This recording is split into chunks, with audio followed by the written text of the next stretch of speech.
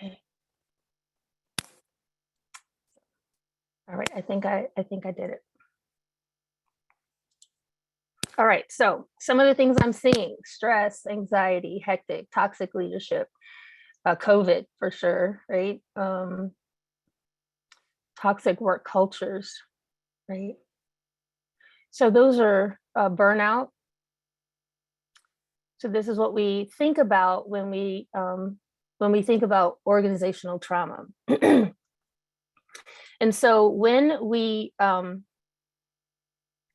talk about trauma, there are different types of trauma that one might be referring to when they talk about organizational trauma, or really any kind of trauma. One form is an acute trauma.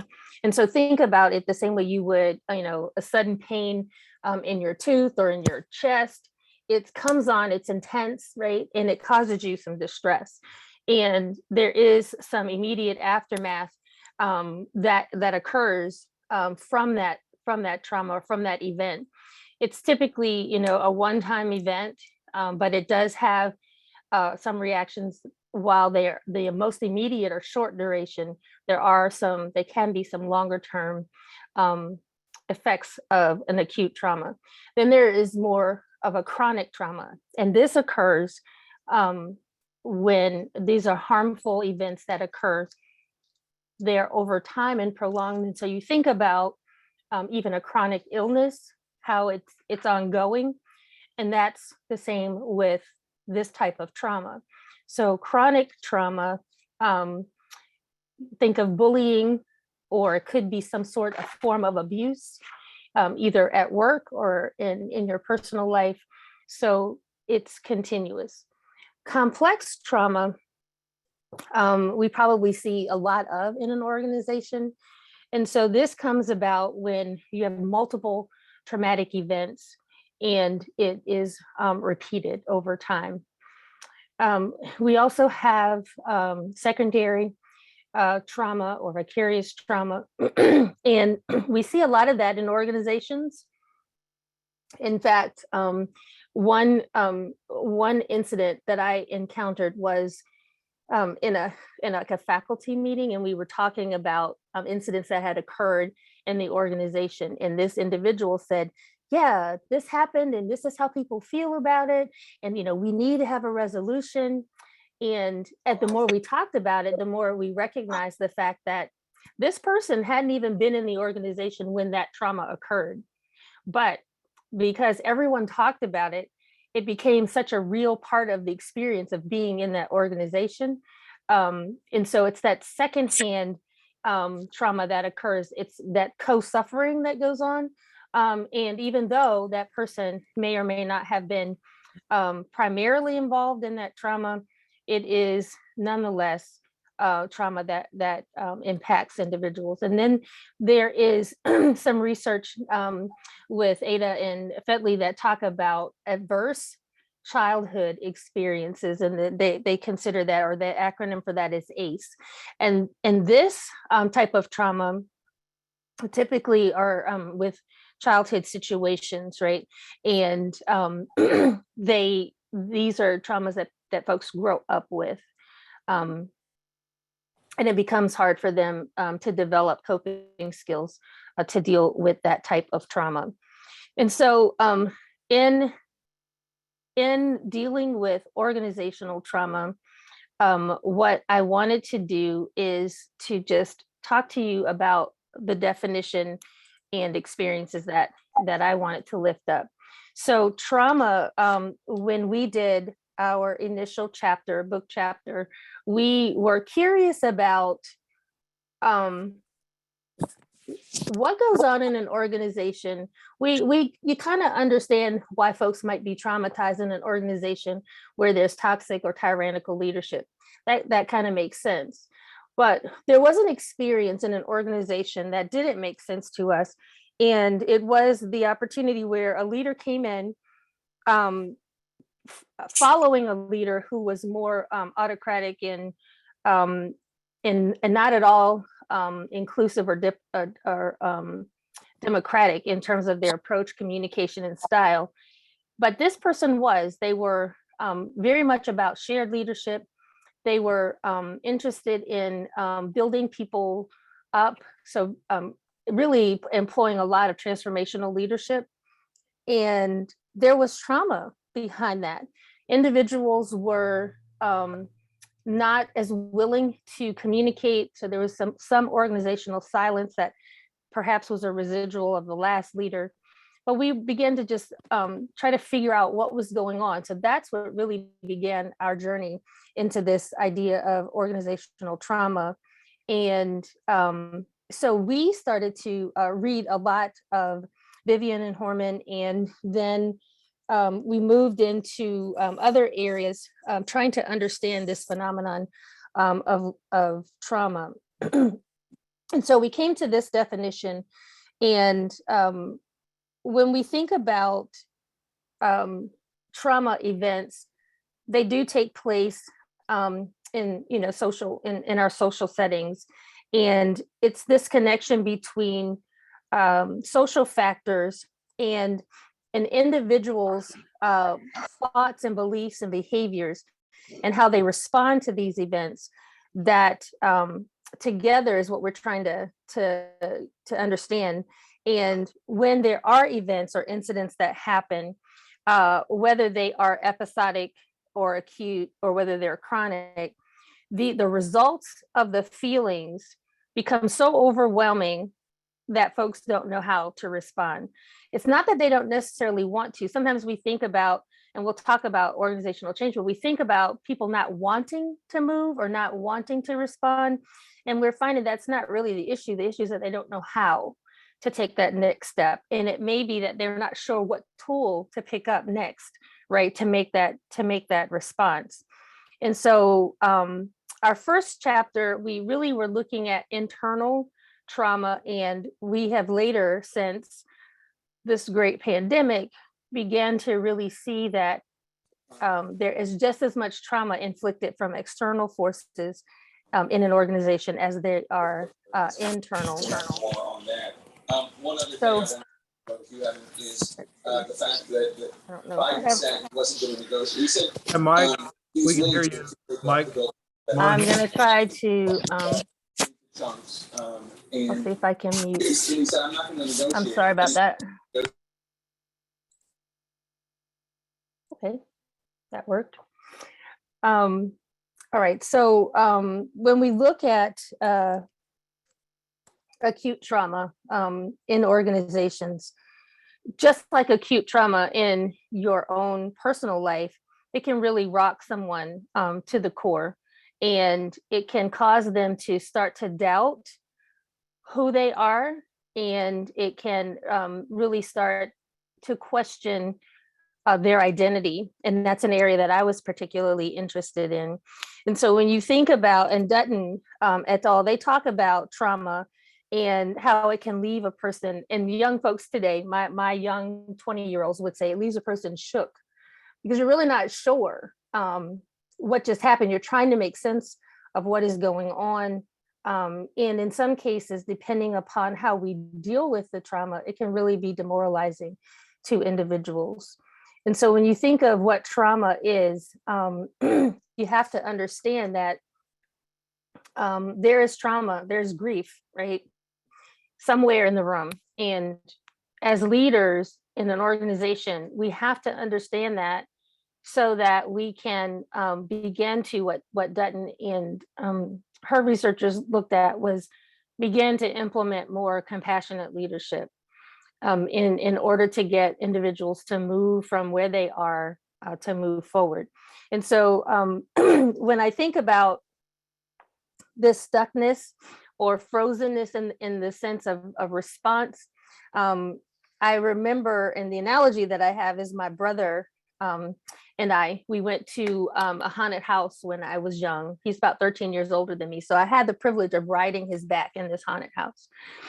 And we expected there to be jolts and scares along the way. That's what you have in a haunted house.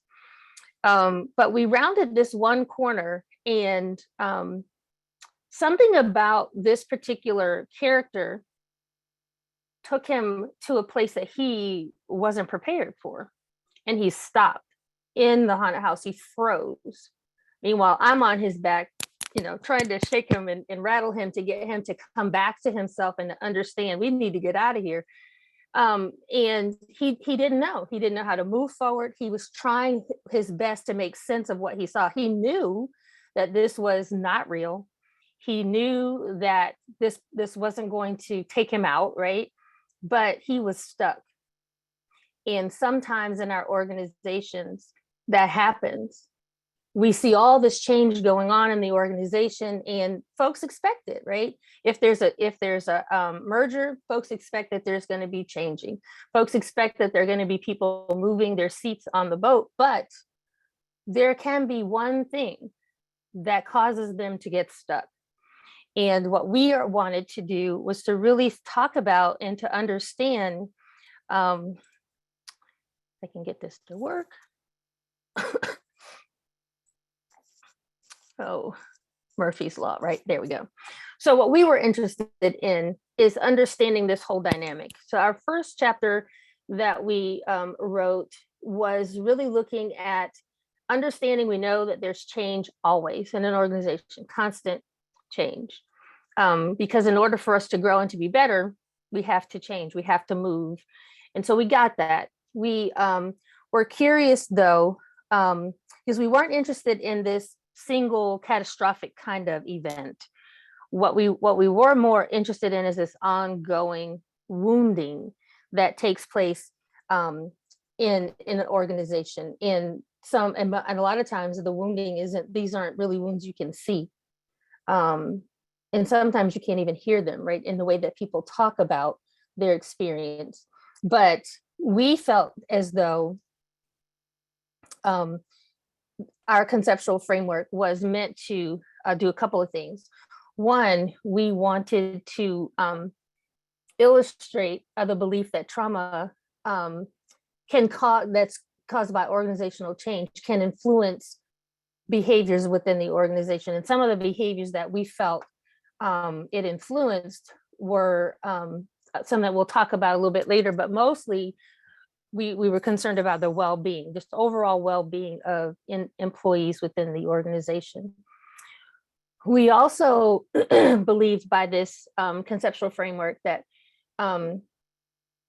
professional identity was something that was influenced by trauma and affected by trauma, and this idea of just disengaging and decreased engagement within the organization. So one story that really led us to this belief was in an organizational downsizing or a reduction in force, there was one individual who was going to need to change role. Job was saved, but the role was going to be repurposed. She got to stay in the job. She didn't even have to interview for the job. It was just repurposed. And this was so traumatic for her. And her comments were, but I am the keyboard. And so people would call into this keyboard dashboard for help and assistance. She had gone beyond seeing herself as an employee, as a contributing member. Her identity was so wrapped up in this particular part of the organization that she could move on. She was stuck. And it took a lot for the leadership to help her move from that place, being able to re-envision who she was, and to be able to move to a place of well-being. So in our first conceptual framework here, de Klerk in 2007 said that organizational trauma originates with an individual and at the individual level, and that this individual trauma then can lead to a group trauma. This person didn't have a team, but there were other folks within this reorganization that did have teams. And so the trauma then starts to proliferate, right, to this group. And the folks that were not directly impacted, and this was so, it was just so interesting to see all this unfold. People who weren't directly impacted, on the day that folks were told about the downsizing, went home sick. they were crying, they had headaches, because this trauma that was going on within the organization, although it started with individuals and it affected some individuals and not others, it became this tidal wave, right, that went throughout the organization. And so de Klerk again really supports what we saw in their research, and organizations, their conclusion was that organizations can really do a better job of responding and acknowledging that there is trauma, and providing safety, and providing symbolism, and providing assistance with dealing with this from an emotional standpoint. And so Dutton also says that with it, leaders in organizations can do better at facilitating, and being compassionate. And she says that there are two levels that can be particularly helpful. And one is, it's called context for meaning. And so what we considered that when we were looking at it is just having a safe place, right? And making a safe space. Leaders can do this in their organization. And we asked leaders to do this in the reduction that we had in another organization, because we knew we were going to have to talk folks through this. The reduction was massive, and it did not save anyone. You know what I mean? In terms of the organization, everyone, every department, every unit was touched. And so providing a place where folks were free to express how they felt is important. And Dutton's research also supports that. Excuse me. Providing a context for action. And so for us, we interpret that to mean that the leader has to do something to alleviate this pain and this trauma that's within the organization. And so helping leaders, that's what we wanted to get out of the first chapter, was how do we help leaders? What skill set what can we give them, what tools, so that they can help within their organization, their followers, when there is trauma. So this is really where we began to think about this phenomenon and on these three levels. So we have to talk about organizational culture, right? Because it's the culture is going to affect how leaders move and behave in the organization.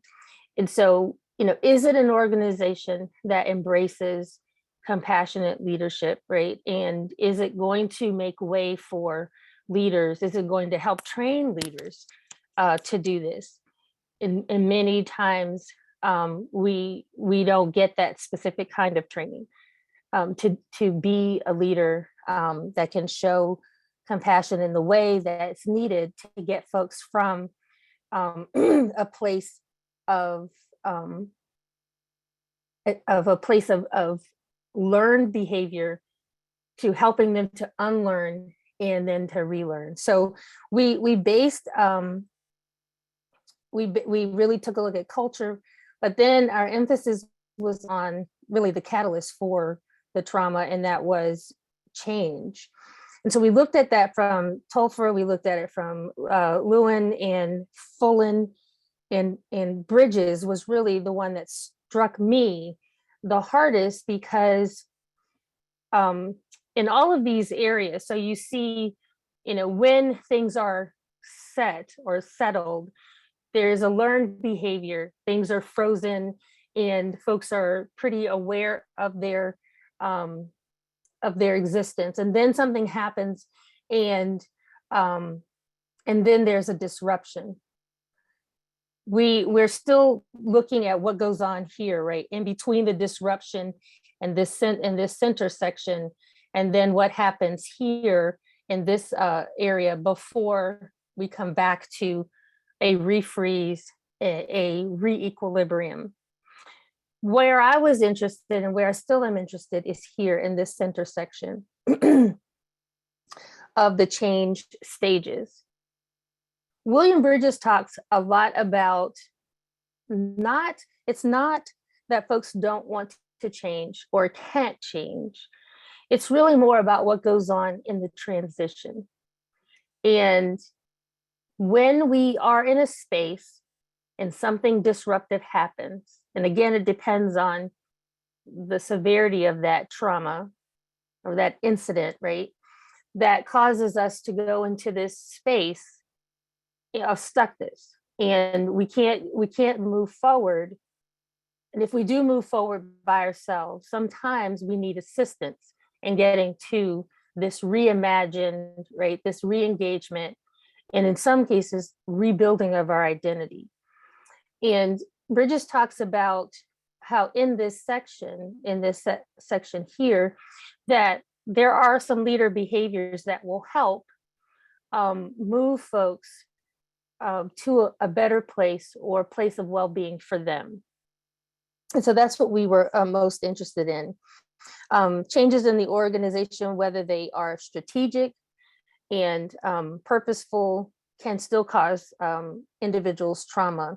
Whether it's incremental changes that occur, but whether these changes, occur that affect the culture within that organization. We came to learn, and we know change is everywhere, and that organizations are experiencing change, some that's purposeful and intentional to get the organization to move, and some just to save the organization from failure. There are some things that have to happen within an organization that will affect the followers in the organization. Trauma can be overwhelming to people, and it may be hard for them to understand how they can deal with the feelings that they have and understand what this means for them as an individual. And in our first chapter, we talked about professional identity. Who am I? And that professional identity is shaped by what others say you are and what others see you doing. And so if that's changed and altered, then who am I?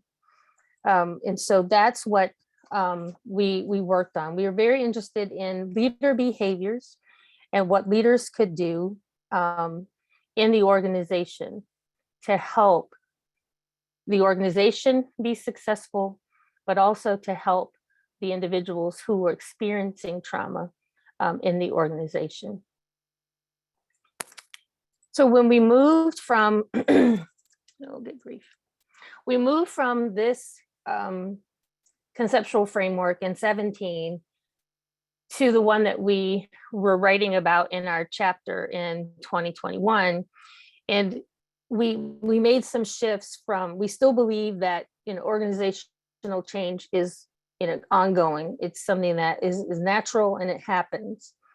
But we were in our first conceptual framework really looking at internal incidents of trauma and things that happened within the organization only, right? And so what we began to think about, because of the pandemic, because of the social injustice that were occurring,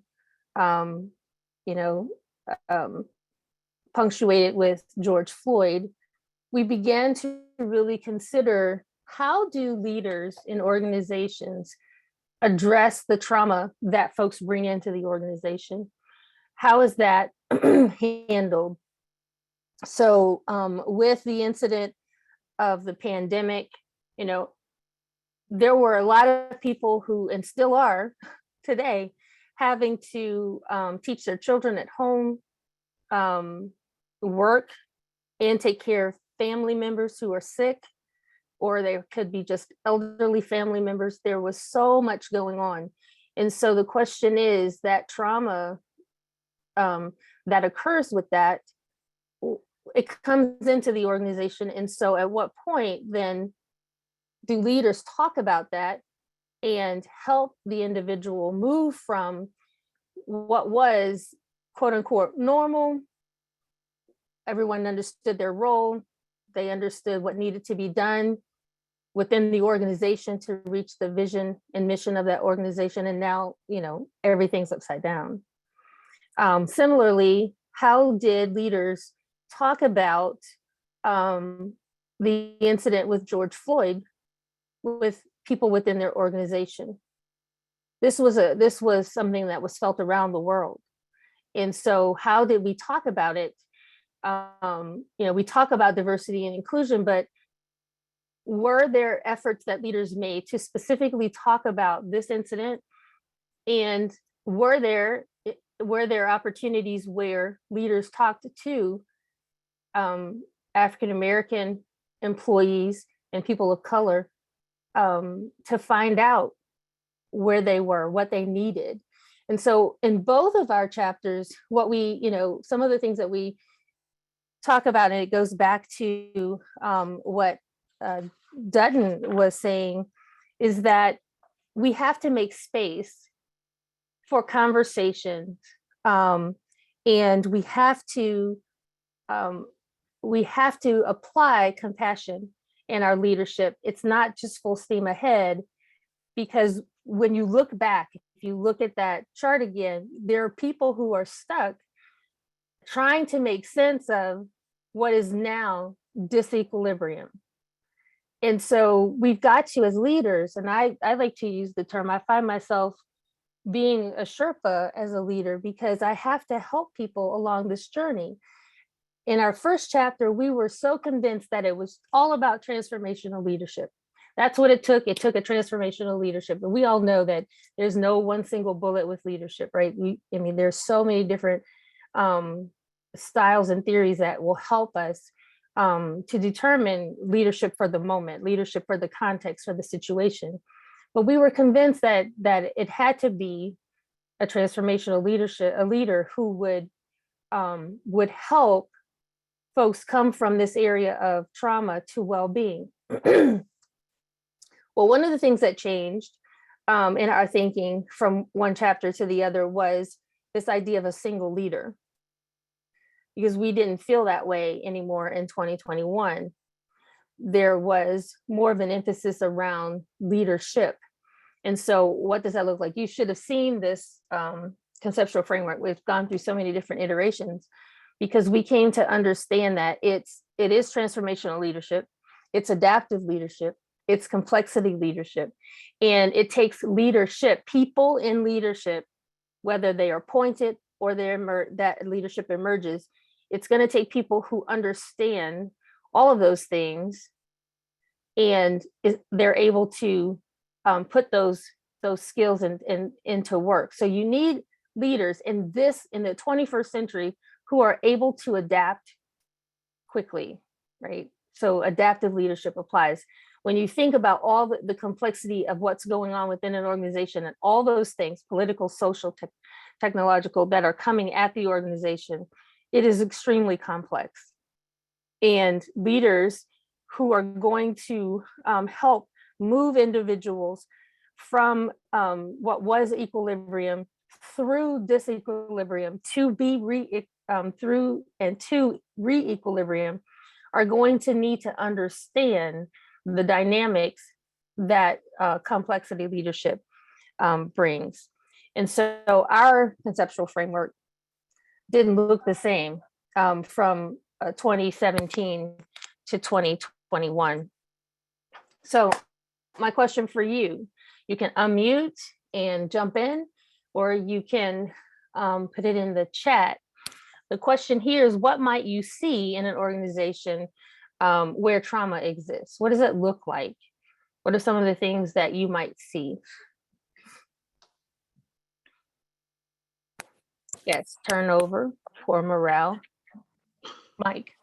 Dr. Byrd-Poller, what about silence? Yes. You would see silence because I'm disengaged. I can't handle it. The best I can do is show up. So I'm absent, but I'm present. Most certainly. Withdrawal, yes. Or fear. You will see fear. Yes. You could see understaffing. You will see being overworked and overwhelmed, depending upon where folks are. So they may not necessarily be like a position may be vacant, but there may be out on FMLA. So you'll see high rates of illness and sickness. So the absenteeism is not just not showing up, it's I can't show up. Right? I can't show up. So when we look at just some of the examples, and you guys have mentioned some of these, right? You'll see cynicism. So folks really don't trust what's going on. You'll see fear, and somebody mentioned that. A lack of focus. So folks want to get back to a re-equilibrium, but they just can't focus. So, and there's a lot that is being said about cognition and being able to really use your intellect to help you through this. And so lack of involvement, you'll see. And so this is just a very short list of some of the symptoms that you will see and signs that you will see in an organization where trauma might exist. So if you're in your unit and there are some of these signs, a leader might want to investigate and find out a little bit more about what is going on and see if he or she can help. So moving beyond trauma is going to require not just leadership compassion, but organizational compassion. And it's going to take time. Everyone is not going to heal or be able to be restored or find their re-equilibrium, find their footing at the same speed as everyone else. And so some folks aren't going to have a problem. They're going to adjust and move on. Some not quite so simple. And some of it has to do with the kinds of support that they have to help them through that. But what we are contending is that in a leadership, in an organizational setting, it's important that leaders play some role in that. Do you be that person's everything? But in order for you to help the organization, you are going to have to, step up to the plate there. So Cameron talks about two things that leaders can do, and they do sound very similar to what Dutton talked about earlier. So leaders can provide meaning and vision. We know that leaders, that's what they do. It's what they should do. Is where are we going, right? And connecting that to what you do and how much we need you to do that, right? So making sure that the roles are clear, acknowledging the trauma, acknowledging the harm that has been done. It's not an apology, it's an acknowledgement that something has happened. And the second thing that leaders can do is to provide legitimacy and support. Again, going back to context of meaning and context for action. Ignoring what you see, ignoring what folks are feeling, and ignoring the challenges that are going on is not going to help the organization to be successful. And it's definitely not going to help your employee to be successful. So, what's the connection to HR? When we think about what we do in HR, whether it is, acute trauma that goes on in the organization, or if it's more this continuous wounding that happens within an organization, we are risk managers, we are trainers, we help to set the stage for and monitor, right, the well-being of our human capital. And so in cases of severe adversity and high levels of conflict, whether there are resources that we can provide, it's important for HR professionals to understand what happens in an organization when there is trauma and the effects that it has on the followers within that organization. And so, how do you see HR's role in addressing trauma within the organization? What are some of your thoughts on how HR can address trauma in the organization.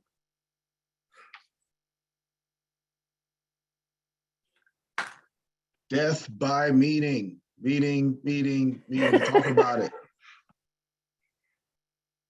You can talk about it, outreach.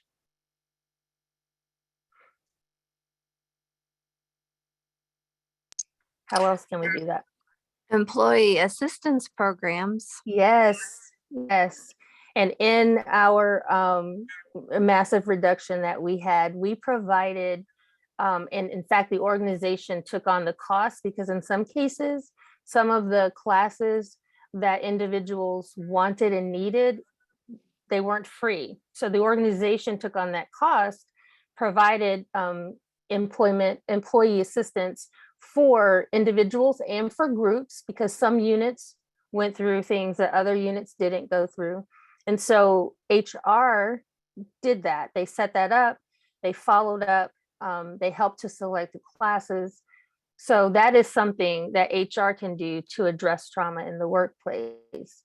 We can provide the resources and the tools. We can provide training for leaders so that they are not re-traumatizing the individuals within their organization, within their units. How else? Performance management, yes. Solid plans for development, very good, Kristen. Anybody else want to jump in? I think some of the things we have to do too is, help with organizational culture and making sure that the culture, because we don't necessarily see and feel that as much as we do the climate. And so when we have, and I think someone said that earlier about surveys, but just keeping a pulse check on how things are going in the organization. Trauma is not always going to walk around and, say, I need help. I'm stuck. So you as an HR professional, or me as I was, and still I consider myself to still be, that was a part of my responsibility. It was a part of my goal, especially when I knew that there were incidents where trauma was going to be high. But even in incidents when you don't see it, it can still be there. And so assessing organizational culture is a critical step in developing strategies that will help with organizational trauma and trying to build an inclusive environment. And I know that inclusion is such a buzzword, but you have to define, what does that mean in your organization? And we're not just talking about aesthetic diversity, we're talking about real inclusion, where your voice matters, where you matter in the organization. In HR, that's a big part of what we do. That's a big part of our role. Responding to the nuances, right? It's in the climate within your organization. And if you are not in the seat, you're not strategic HR in the sense that you're at the seat where in the E-suite, then bringing those concerns to someone who can help you make those changes. Developing and utilizing HR practices that are sound, like making sure that you have effective hiring practices. Sometimes organizational trauma, we do it to ourselves in how we promote or how we hire internally. There's sometimes trauma that can happen within those incidents.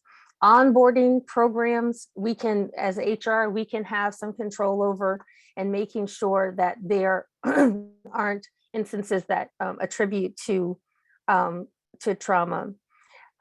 Working with teams and helping to build resilience with individuals who we know are stuck, and helping leaders to provide the support for individuals that we need. So those are just some examples of how we might, as HR professionals, walk in this space. When we wrote the chapter, our initial chapter, in 17, we were really just looking at, what does this mean? In 2021, we reached out to some of our friends and colleagues, and we reached out abroad just to see, is there any interest in this topic? What do you see? What can you contribute? And we got 11 chapters altogether in this book. we were going for a smaller group to have a conversation about the idea of trauma. And here are the examples of the chapters that made it into the book. And so now I'm continuing to really be interested in this topic and want to learn more about it. I do plan myself to do, and here's some resources, I'm sorry, that I find, and I could give you lists and lists, but these are a couple of books and magazines that we've used that kind of helped us get started in this conversation. But there are others, and I could certainly, give you some additional things to read and folks to talk to. We reached out to Dr. Dutton. We reached out to Horman. She actually wrote our foreword. We reached out to Dave Ulrich. He wrote a chapter in the book. And so we wanted to try to collect as many different perspectives on trauma as we possibly could to help us understand this a little bit more. It is my intention to seek IRB approval for some research starting in March of 2022. And I'm very interested to look at a specific organization. And I want to understand what leadership is doing, right, to help with organizational trauma within their organization. So I'm happy to answer any questions that you have. I appreciate your attention and your involvement in the chat, and those of you who are muted to participate, thank you. Thank you, Dr. Byrd-Poller, for providing us with such important information on this topic. Like she said, now it's time for our Q&A section. I suspect our guests have a lot of questions, therefore please place your question in the chat or raise your hand. If you prefer to turn on your microphone, please do so. We simply ask that you wait to be called upon. And our first question I did see from Julie, and she asked, how can compassionate leadership foster ownership of an employee's behavior and performance and not lead to enabling the person to keep doing what they should not or not doing what they should?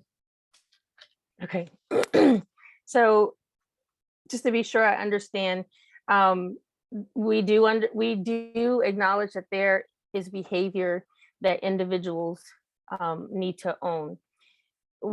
And so compassionate leadership is going to make space for individuals to talk about the trauma that's going on in the organization.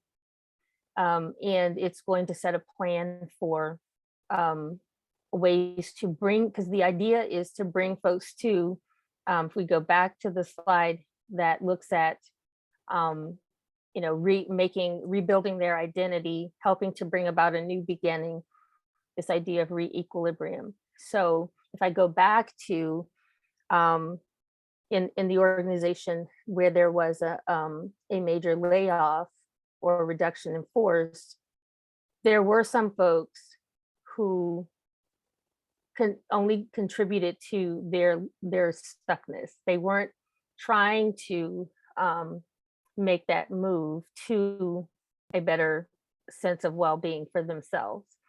And so while the leader has to provide that opportunity in that space, it is also incumbent upon the leader to design, and in that case, they did it with us, with HR, a plan that provides the person what they need, and then we have to hold folks accountable. At the end of the day, the organization needs to meet its strategic initiatives. And so we need folks well and whole to do that. But if they cannot do that, then we have to, move on. And we have to find a way to help them to do that as well. For most people, that's an opportunity that they can embrace and they can accept, and they will excel. In some cases, that's not the case. Thank you. Next we have, I have 3 hands raised. So we'll first start with Dr. Owens.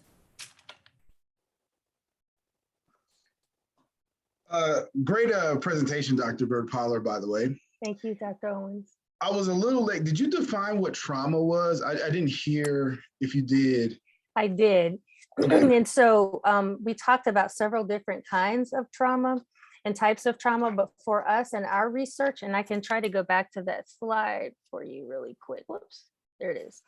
So for us, we settled here, and that's looking at the psychosocial response, right, to a perceived or an actual event, right, beyond an individual's control.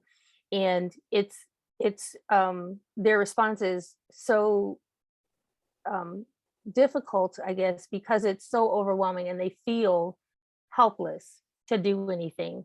And so it's this helplessness that we believe leaders can deal with, and trying to empower them to make that step, right, from, when we go back to this slide, it'll let me, to this slide here, this work really rests here. Like, how do we help them to, in this space of unlearning and unfreezing and transitioning to where we want them to be? That's where the work of the leader and leadership rests, in that area.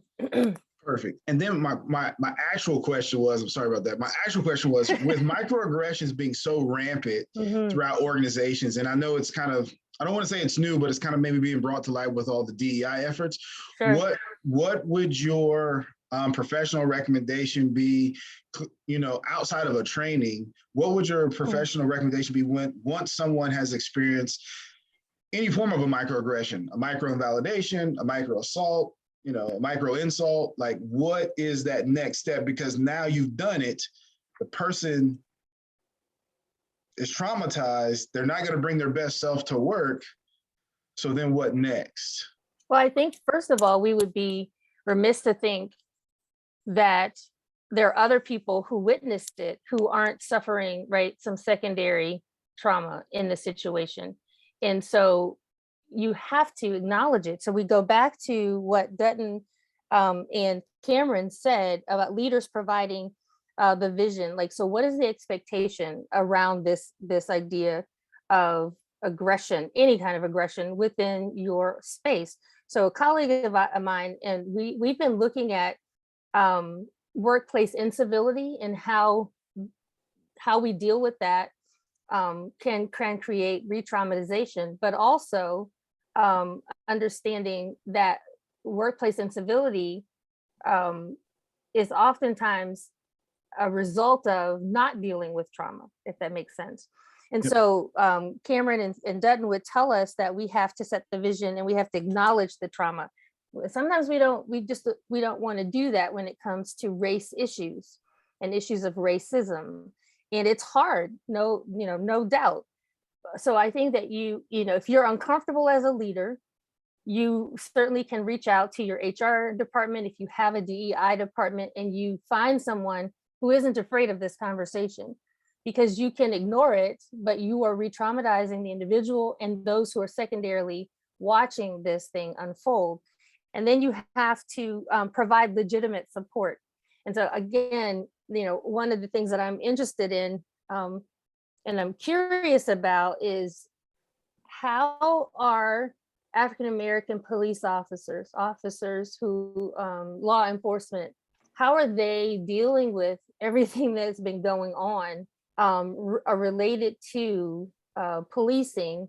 And has anyone talked about it, like in your organization, in your law enforcement organizations? And how does that, what's the nature of that? What does that look like? So it's definitely going to be a qualitative study, but it's really looking at that very issue about the aggression, but with this, it's aggression from outside the organization. So, do they go, well, it's not, we didn't cause it, so we don't need to talk about it. Meanwhile, the individuals in the organization who do look like this are unable to really make sense of it. It goes back to their identity. right? So Erickson talks about this identity crisis. And, how do you help me make sense of that? You're my leader. I'm in your organization. I sit in the seat here. And so what do you say about this? I need to hear from you. And that helps me to make sense of what happened. What just happened to me, right? Thank you. You're welcome. Thank you. Next, Seth Cunningham. You have the floor. Yes, thank you, Melissa. And thank you, Doctor, for the wonderful presentation.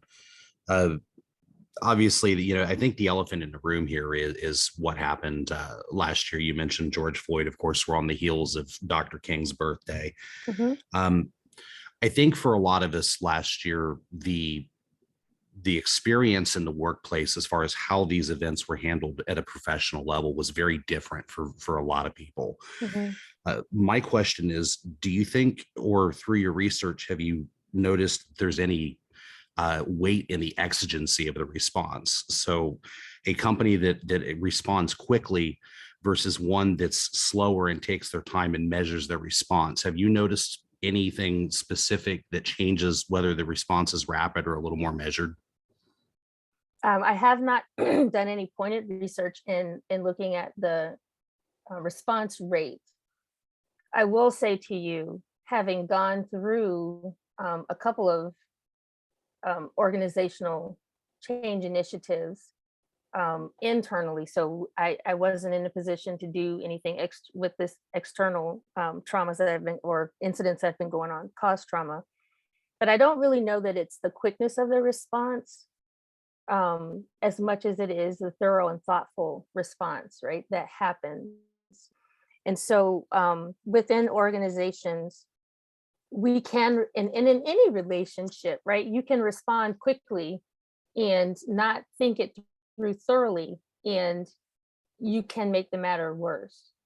And so to have, to go back to Dr. Owen's question, to have a forum or to have a training about a microaggression in your organization, or an act of specific and blatant racism in your organization, may not be the best case if you don't have the right experts in the room.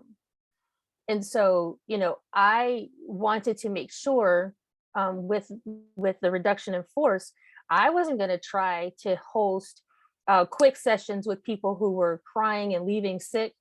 I am not a trained psychologist. I am not a counselor.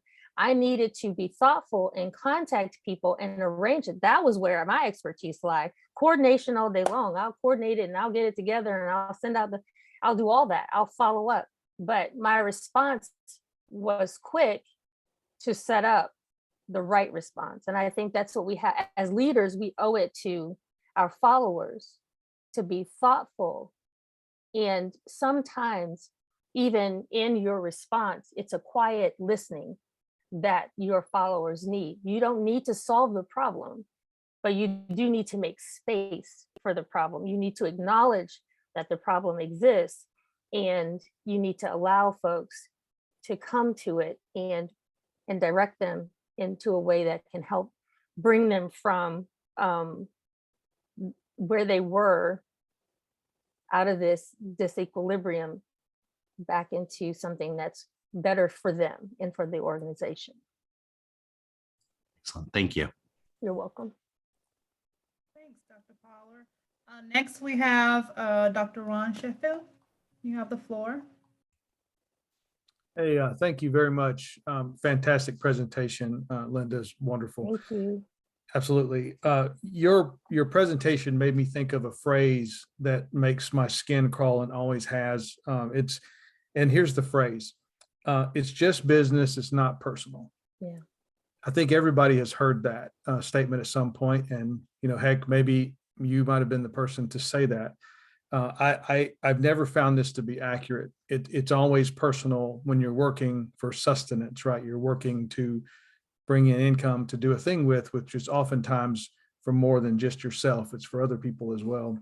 So I've never found that statement to have any value at all, other than to make the person who's doing it feel better. But the value isn't there. And so what I was surprised by is, or I wanted to ask you is, as you were writing your book and pulling this data together, what surprised you most? What did you read or hear that went, oh my gosh, I'm completely shocked by this? What did that? I'm just curious. Excuse me. I think I wasn't shocked by what I learned. I became shocked a number of times from the way we looked at this. So we can take something and we can look at it this way and we see one thing. And when we were reading the chapters in the book, the second book for 2021, it hit me like, I don't know, it seemed obvious, should seem obvious, is we're calling on the leaders, right, to be the Sherpa and to move folks from this state of disequilibrium to re-equilibrium. Who's helping the leader? And it was like, I don't know, somebody just slapped me and I said, well, my gosh, the leaders experience trauma just as well as the followers do. And so in their pouring out, right, and I'm assuming the best that the leaders really are taking this approach, and they are making, that's a lot of people, depending on how big your organization is, to help Sherpa and help shepherd them and move them from one place to the other, and being there to make space for them, how they need to make space. And I thought, who's watching out for them? How are we addressing trauma that is directed and felt by the leader?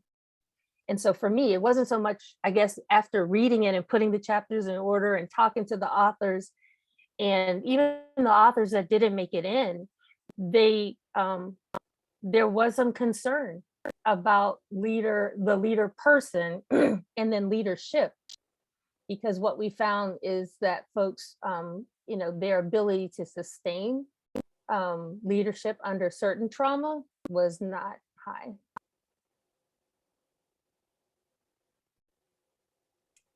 Thank you. You're welcome. Thank you. Next, we have Mike.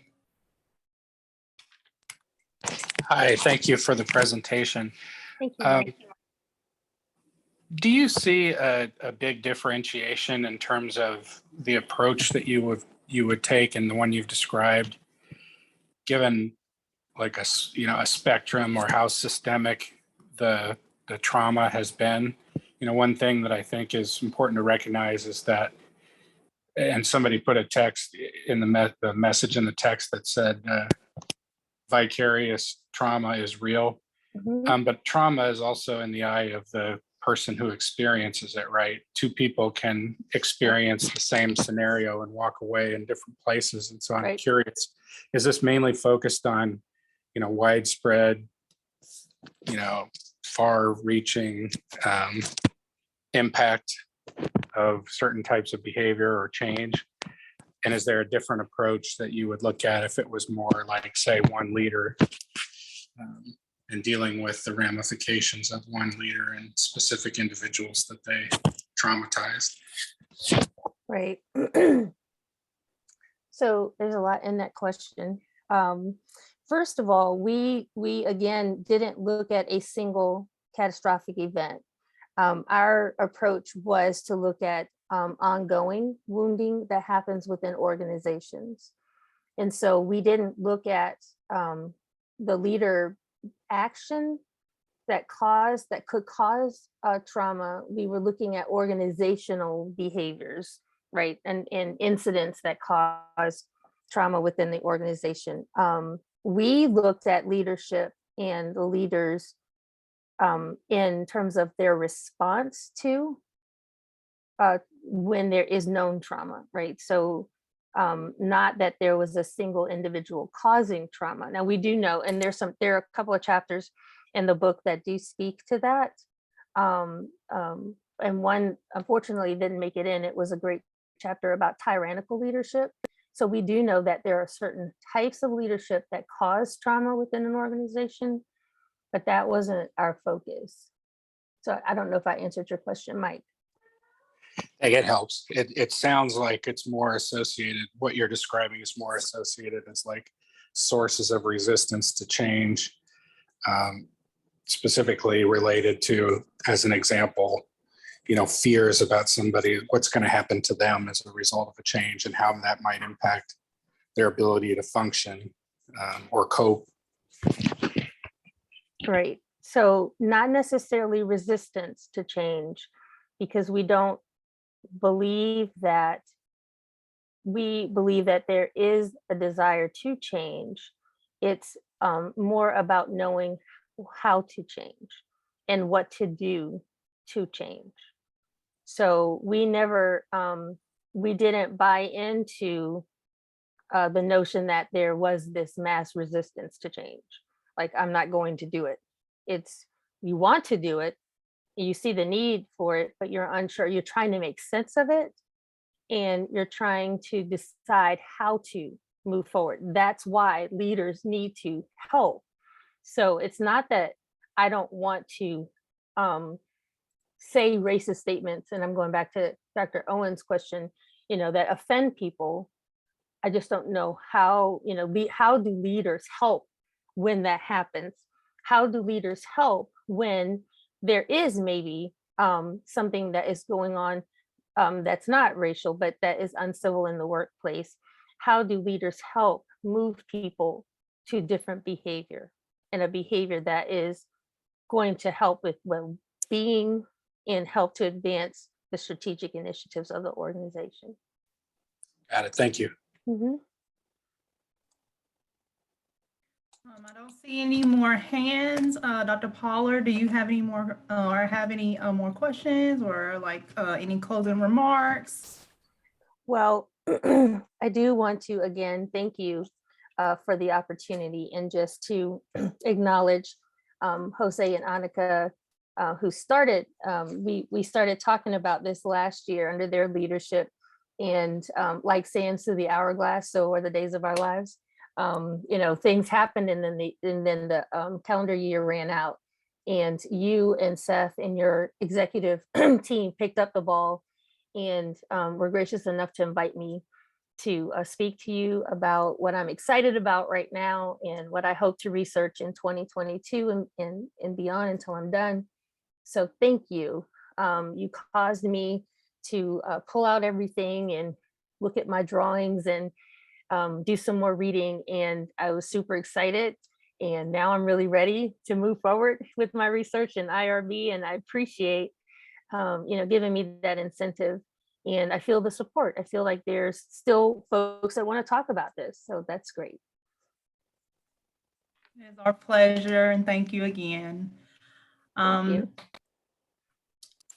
I would like to turn this over to Seth Cunningham, who is the UofL SHRM Student Chapter President. Thank you, guys.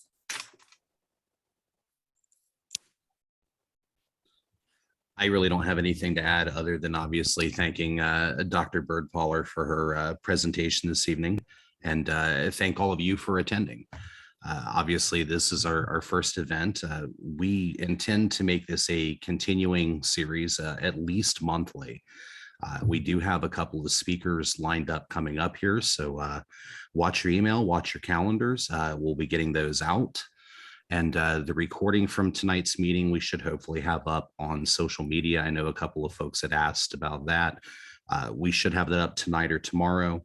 And we'll again send that link out to you as well. So if you want to share it with folks within your organization or your friends, or anybody you think could benefit from it, obviously the more we share this, I think the better this message gets out. And on a personal level, I do think it's a very important thing to talk about. This is the stuff that's what we like to say swept under the rug, the things we don't talk about in the dark corners of the office. So I greatly appreciate bringing that to light this evening, and that's all I've got. So we can go ahead and close down shop, and Doc, I'll work with you on getting everything uploaded, and Okay. If anybody has any questions, feel free to ask away. All right, thanks. Seth, I'll hang back just a minute, okay? Yeah, not a problem. Thank you, everyone. Have a good evening. Good night.